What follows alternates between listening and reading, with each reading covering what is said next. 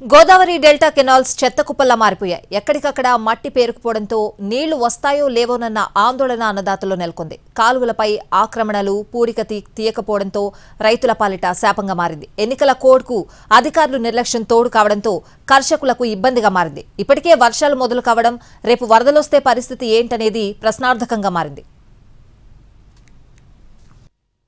గోదావరి డెల్టాలో కాలువల పరిస్థితి అధ్వాన్నంగా మారింది.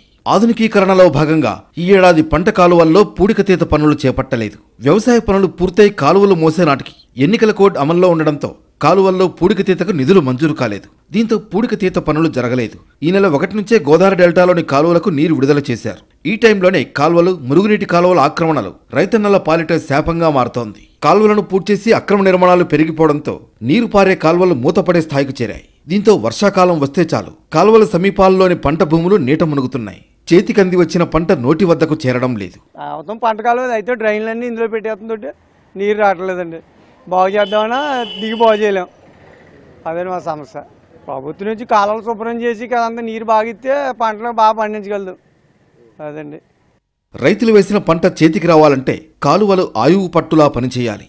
అలాంటి కాలువలు ఆక్రమణల చెరలో కొట్టుమిట్టాడుతున్నాయి. కోట్లాది రూపాయలు వెచ్చించి మురుగు కాలువల్ని ఆధునీకరించడం మాట ఎలా ఉన్నా ఆక్రమణలు లేకుండా చేస్తే రెట్టింపు ప్రయోజనం చేకూరుతుందంటున్నారు రైతులు. కాలం బాగుంది కదా, లైన్గా నీరు ఇవ్వాలని, మరి ఇవ్వకపోతే ఆకుమల్ని ఎలాగ వేసుకోమండి మేము.